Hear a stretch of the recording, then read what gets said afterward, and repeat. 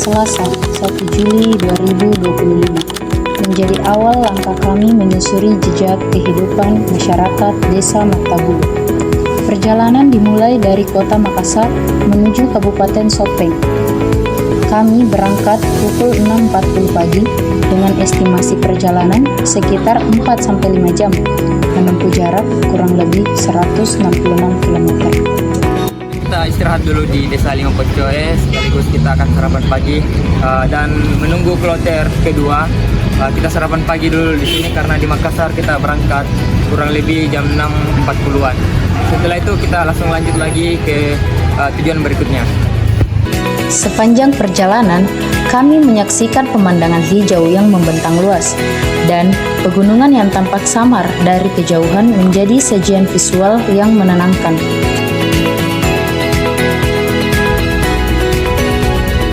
Kita sudah sampai di pertigaan antara Bone dengan Sopeng. Nah, kita sekarang akan menuju ke Sopeng. Kalau dari Makassar kita belok kiri.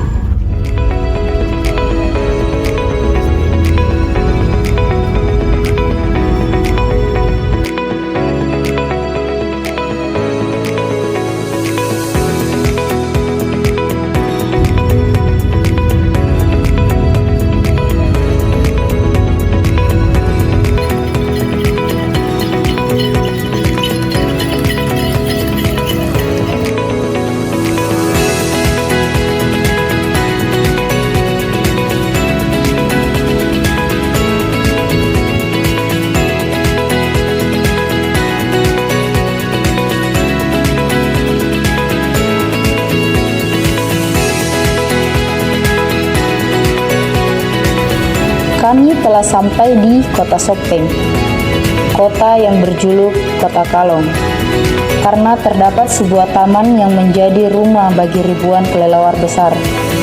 Terletak di pusat kota, taman ini menarik perhatian karena kawanan kalong yang berterbangan saat senja, menjadikannya simbol wisata alam.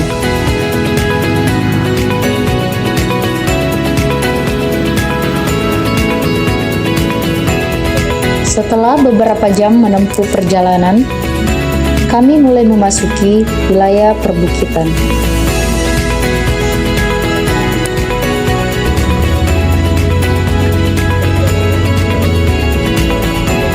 Sebuah gerbang yang bertuliskan "Selamat datang Desa Wisata Martabulu".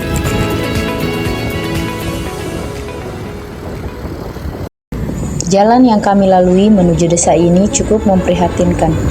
Jalanannya cukup berlubang, membuat kendaraan harus berjalan pelan dan hati-hati. Di beberapa titik, jalanan berada persis di tepi jurang yang curam, tanpa pembatas yang memadai, sehingga perjalanan terasa menegangkan.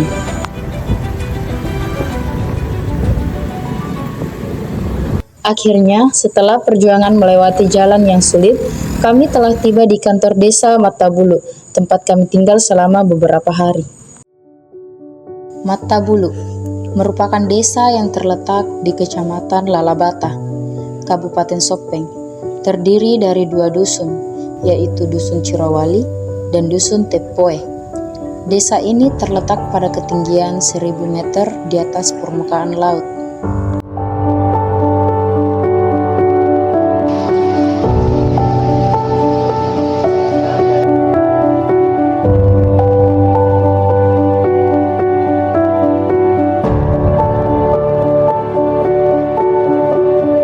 Luas lahan di desa ini sekitar 5.000 hektar.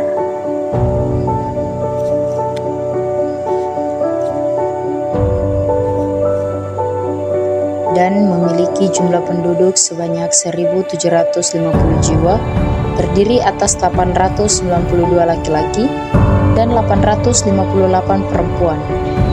Sekitar 90% masyarakat di desa ini berprofesi sebagai petani, dan 10% sisanya sebagai PNS, honorer, dan pegawai swasta.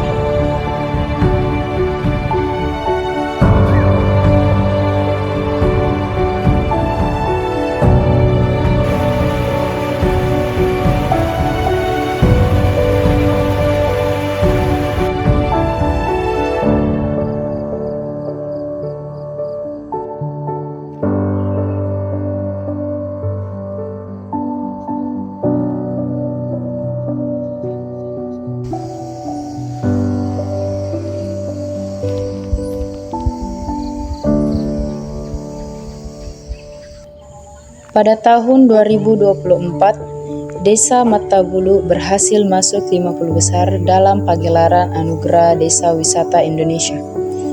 Prestasi ini tak lepas dari peran kelompok sadar wisata, sebuah kelompok masyarakat yang peduli dan bertanggung jawab dalam pengembangan potensi wisata di Desa Matabulu.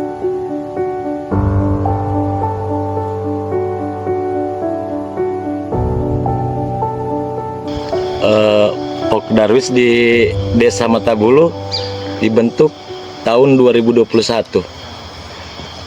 Yang melatarinya yaitu dibentuknya Pokdarwis, salah satunya tadi itu syarat khusus untuk jadi desa wisata harus ada Pokdarwis. Kedua, adapun tugasnya Pokdarwis di sini untuk menggali potensi apa saja yang ada di Desa Matabulu.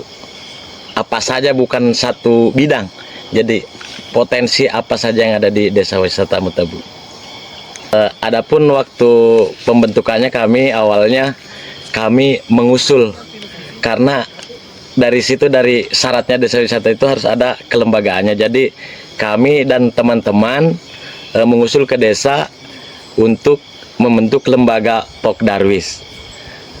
Dan alhamdulillah desa pun sangat merespon dengan baik. Akhirnya terbentuklah Pokdarwis. Perkembangannya sangat banyak sekali. Salah satu contohnya, awalnya ini tempat, ini Lembah Cinta ini tidak ada. Kami lihat di sini ada potensi dan kami mengusulkan ke desa untuk dijadikan tempat foto-foto, dan desa mensupportnya. Alhamdulillah terjadilah ini wisata hutan pinus di Lembah Cinta.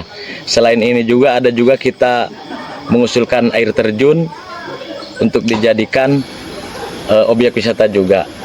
Dan ada juga kami di sini menggali potensi yang lain-lain. Salah satunya itu budayanya. Kita juga di sini punya 3 situs, yaitu situs Peta Bulu Matandres, situs Petawo, dan situs Peta Banuange. Dan masih banyak potensi yang lainnya. Selain di bidang budaya atau pariwisata, kami juga mengembangkan beberapa produk khas lokal unggulan di sini. Pokdarwis itu 1, menggali, 2, mengeksekusi, 3, menjalankan. Jadi kami itu membentuk Pokdarwis benar-benar ada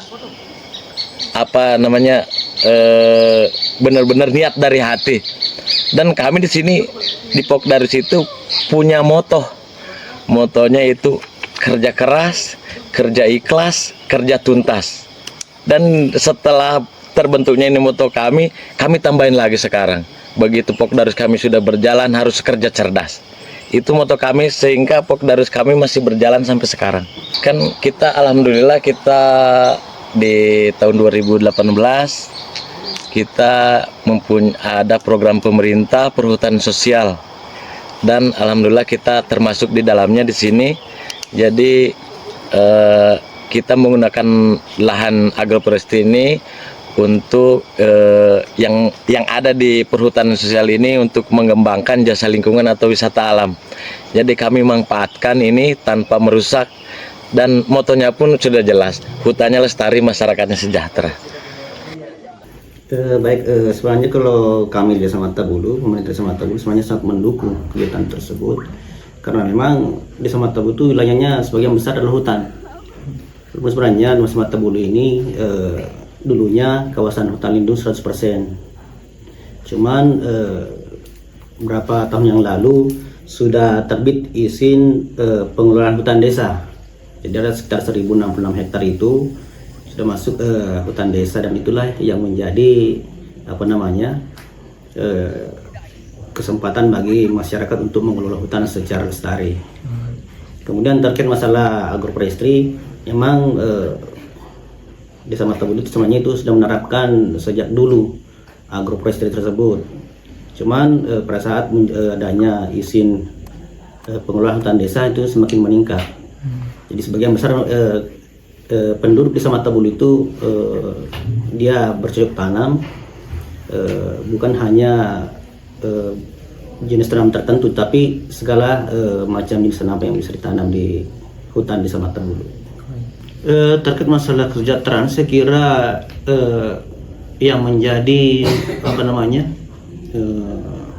pekerjaan inti atau utama Desa Matabulu itu memang dari agroforestry sendiri, dibanding dengan kegiatan-kegiatan yang lain, misalnya kegiatan di misalnya akan ada sebagian kecil Desa masyarakat Desa Matabulu itu di kota. Sebagian besarnya memang hidupnya di sini, dan tentu bergantung pada kegiatan agroforestry tersebut. Sebenarnya awalnya itu terbentuknya hutan desa ini memang masyarakat yang menginginkan, maksudnya dulu kan masih kawasan hutan lindung 100, tapi lebih kepada keluarkan anggaran untuk memberdayakan baik pelatihan maupun ada sumbang misalnya bibit untuk ditanam. Kalau tantangannya sebenarnya lebih kepada bagaimana memberikan pembinaan kepada masyarakat itu sendiri. Karena mungkin kita sebenarnya pemerintah desa ingin bagaimana masyarakat itu mandiri. Maksudnya bagaimana dia mengelola hutan itu betul-betul pada prinsip yang ada, maksudnya tidak melanggar, misalnya tidak menebang pohon misalnya secara ilegal misalnya. Lebih kepada itu mungkin dari sisi pembinaan masyarakat tersebut. Jadi pemerintah desa dalam hal ini Desa Matabulu sebenarnya terus mendorong masyarakat agar bisa memanfaatkan hutan secara lestari tanpa merusak ekosistem yang ada di hutan tersebut. Dan sebesar itu yang saya sampaikan tadi, ke sekitar 1066 hektar itu yang sudah ada izinnya itu kan sudah bisa dimanfaatkan dengan baik oleh masyarakat. Sehingga kami pemerintah Desa Matabulu sendiri berupaya sampai saat ini bagaimana memberdayakan masyarakat itu sendiri. Kemarin yang baru kita laksanakan ini adalah terkait masalah penyuluhan terkait masalah kehutanan. Itulah kami juga kemarin bagaimana hutan Desa Matabulu yang sebagian besarnya adalah hutan pinus ini bisa dimanfaatkan untuk diambil getahnya. Itu yang kami sekarang kita lakukan. Kita berusaha agar masyarakat ini bisa mengelola dengan baik. Desa Matabulu memiliki pengelolaan lahan yang berada di kawasan hutan lindung. Mayoritas masyarakat desa ini berprofesi sebagai petani. Ketika matahari mulai terbit, terdengar suara burung berkicau, menandakan warga mulai beraktivitas. Sebagian besar petani di desa ini memiliki lahan tersendiri yang diwariskan secara turun-temurun. Mereka mengelola berbagai jenis tanaman, termasuk hasil hutan bukan kayu, seperti aren, kemiri, kopi, cengkeh, madu, dan getah pinus. Salah satu petani gula aren yang kami wawancarai mengenai aktivitasnya sehari-hari. Itu kalau masih ada waktu, ya biasa ambil lagi. Kan ada waktunya. Sekitar jam 2 kita berangkat lagi pergi ambil ini. Ambil kayu atau nira? Nira. Sekitar jam 2 berangkat lagi ambil nira. Kita berangkat. Terus habis itu Pak, apa lagi dia? Sudah Mi. Tinggal begini saja. Sudah ini dipanasin. Tunggu Mi lagi di sini. Tunggu Mi panas dicetak kalau mau dicetak. Biasanya kita mencetak itu jam-jam berapa, Pak? Kalau sama kemarin tuh jam 8 baru selesai. Karena terlambat kan ini kemarin. Kan Mulai ada jam 7. Iya, sekitar Berapa jam. jam itu kira-kira dalam waktu percetakan tak? Tergantung dia atau bagaimana? Kalau panasannya itu kalau kita mau masak itu 1 hari saya masak ini. Terus dicetak berapa jam, Pak? Nggak cukup 1 jam itu kalau cetakan. Oh, jadi sebentar ini. Sebentar. Sampai 1 jam. Tergantung dari banyaknya isinya. Karena beda-beda juga ya anunya isinya. Iya, kadang banyak, kadang sedikit. Oh. Tergantung dari harinya itu. Paling lambat itu jam 10 tidur, setengah 10.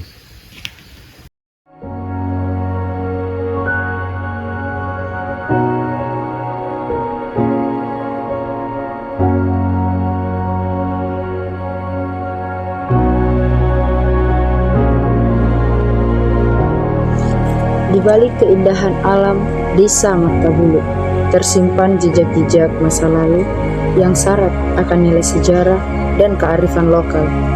Terdapat 3 situs makam di desa ini, yaitu makam Peta Bulu Matandreh, Peta Banuange di Dusun Cirowali, dan makam Peta Awe di Dusun Tepoe.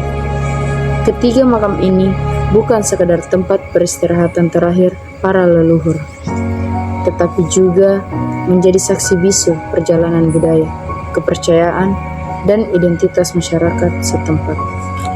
Setiap situs dijaga oleh seorang pemegang kunci.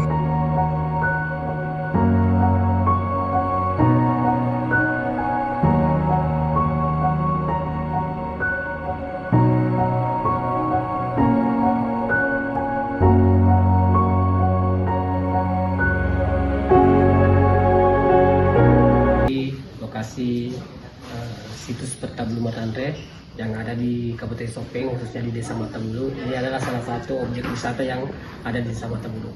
Peta Bulu Matandreh ini adalah salah satu tokoh yang pernah hidup masanya yang memimpin daerah ini di Kerajaan Peta Bulu Matandreh yang membawahi Sopeng Tiaja. Ini adalah suatu tokoh yang pertama-tama memeluk Islam yang ada di Sopeng. Peta Bulu Matandreh ini menjunjung tinggi nilai-nilai kebudayaan.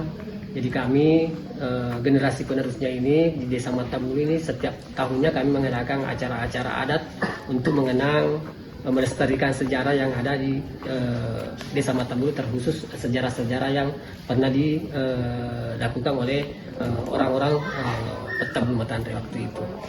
Jadi saya sebagai juru kunci, mudah-mudahan ini Peta Bulu Matandreh lebih banyak yang kenal bahwa di Sopeng ini ada toko yang pernah hidup semasanya ini.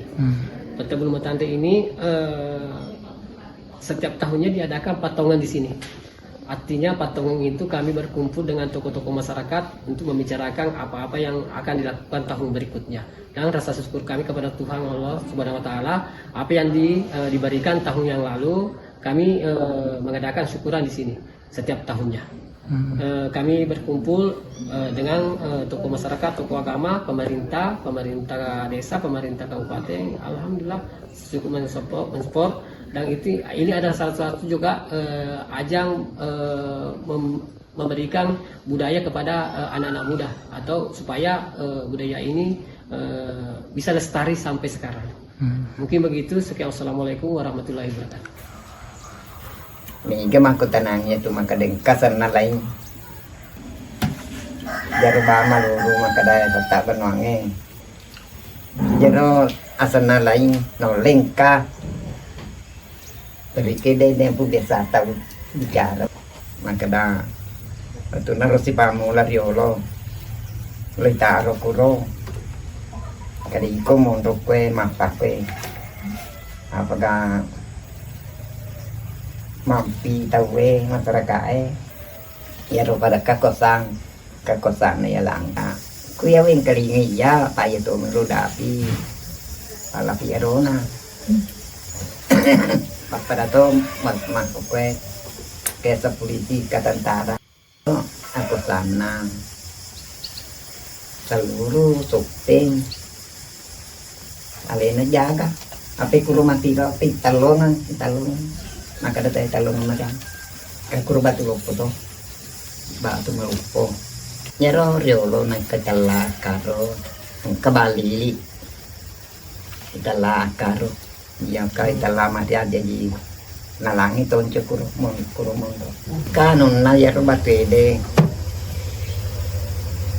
tapi dena na colo malandra dena ti batu matuka pada jaya tumpahan mataru di Sopeng. Lo sera vito lepat tapi pepan nama lagonci mah corona di bawah na ya ko loki wati to ko de pale de niko anu madece muaro ya anu ka de to masalah maka dalo mitok ka alo sera yung pamato ya rega makarawa-karawan ini ada ku hiruan ini dia nggak ada lo mito mi tama madejing macam ingatin na lo tama kadin magaga ya mito ko nang kamasalanan yo ko makada pe galipaku kuro karena makero madari itu kamasalanan apa madari yang agak tahu madari mendek kini ka namarana agak tahu deh ang kaya biasa tahu kali ini kuro pematuk bade na ulit mabolori tali na to nalagkati kuro pungalata lang mo to yung nga madali ang ka daw po masalasala yung ka di tama ko ilalan kuro lalan na bolay rubo kabola kuro isali adi malik ako misaliwan na rubo lang sana kana sangalena tayo magkamagpati-pating taon na de kagay di dapi po bansa tapan na nayarolong tara na tumutong kade kagay kumunyo sige di de gamit ko ano na nakang unro na bawa beda si bawa ako sana ya ano nakaparpan manang di ka unro di kaya sa makada ya kulik aja na mo pwede sama-sama Jangan ingat kita dekat-dekat kasih dede mah biasa bata bulu kau ya ada kan yang nuna ke patangan na nale minggu kayaknya mata bulu peteo pura si kuro nak piala di kue mata banangin ya ko iya angkana rikin muwana depan angkana salayaro so kami sih yo mata apa teh abo itu mangkuto apa ya teh beda-beda mah kasih wani mak bani kak angkat tuh mak bani banta tuh kia teh dua pani tuh kuku ya rolo andre siba tayo itu nang pertama kaman manteni manu aga Ani bapak kampung loan man sapi man kasih buat di nasadi macam ni tingnan sapi pertama selatan itu aku ringi minta ki mak bandiwan ni raba ya raba lo iro pakai reki kuro maka de lo yutar ba lo masuk ko ima gata we ya raba wana jama itu na ruang kada paluri ya ro kuka anu lo ya andre pak kuliku pemanyi ya bawa ya ku pakam isinya tenaroni na taman ni tahu pilala mapadendan ni tahu agak aku sadi umagan tani tahu kurulala. Di sisi lain desa, tepatnya di Dusun Tepoe, terdapat sebuah situs makam yang menyimpan kesan berbeda. Makam ini menghadap ke arah barat dan diyakini lebih tua dibandingkan dua makam sebelumnya.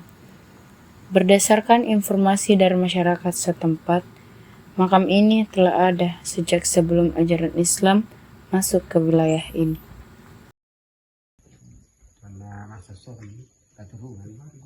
Pasti hari ke maksudnya aku kak dia aku tanya wijaku anakku pasti seru nasa metu wijaku apa pasti dari ke masa seorang taruh dia itu agak di mana dia ini dekat di masa dia tak tahu dari ke keluarga aku dek di kayak aku mana dari ke masa kau itu di sandawan wae dari ke masa seorang dia bikin biasa enggak dia kisi sama ya sih dan enggak diri kim cuma lagi nak iya aku tahu cari pertama kali dari Kairo ya kalau anu kan masih pasukan apa kata ada mana kiolo ma tarwase atau bulase apa sedang tahan ya patang itu boleh sudah taruh hati saya kita kemarin lalu dua sina kemarin kita lima kemarin sih saya masa pun kare di kampung ini may pagkataon kan. Kurang ngabi pangako ka, pagin ngapi mali. Kalau kita dijari di masalah tanah, harus bara ngapi mali tinalamat bangan di tapi untuk ya segala rupa. Oh ya, siya awet tu dah. No regi rumah di apa mendekri. Mano salo kita nanti ngasih servis ni mana lo nanti segala rupa mereka nana. Bangsa andre jika mato bangsa kita tengah terima rupa manu, rupa bebe. Bebe akan rupa tu. 3 Pataungang, 3 situs, namun satu tujuan yang sama, mengenang dan melestarikan warisan para leluhur dari Peta Bulu Matandre, Peta Banuangeng, hingga Peta Awe. Ketiganya menjadi simbol peradaban yang terus hidup dalam ingatan, tradisi, dan adat masyarakat. Inilah salah satu contoh Pataungang yang rutin dilakukan tiap tahunnya oleh masyarakat di Peta Awe. Di ujung perjalanan ini, kami belajar bahwa Desa Matabulu bukan sekedar desa dengan keindahan alam yang memesona. Desa Matabulu adalah gambaran nyata bagaimana masyarakat dapat hidup berdampingan dengan hutan dan lingkungan, tanpa kehilangan jati diri dan identitas budaya. Melalui pengelolaan perhutanan sosial, masyarakat mampu memanfaatkan hasil hutan dengan tetap menjaga kelestariannya. Pemerintah desa bersama masyarakat bahu-membahu membangun potensi desa, baik di bidang ekonomi maupun pariwisata. Lebih dari itu, 3 situs makam yaitu Peta Bulu Matandre, Peta Banuangeng, dan Peta Awe menjadi saksi sejarah yang menggambarkan betapa kuatnya hubungan masyarakat dengan para leluhur mereka. Tradisi Pataungang yang diwariskan dan dilestarikan hingga kini menjadi bukti bahwa kearifan lokal tetap hidup dalam kehidupan masyarakat Desa Matabulu. Desa Matabulu mengajarkan kepada kita bahwa kemajuan tidak harus menghilangkan adat dan budaya. Di desa ini, tradisi, alam, dan kehidupan berjalan berdampingan dalam keseimbangan.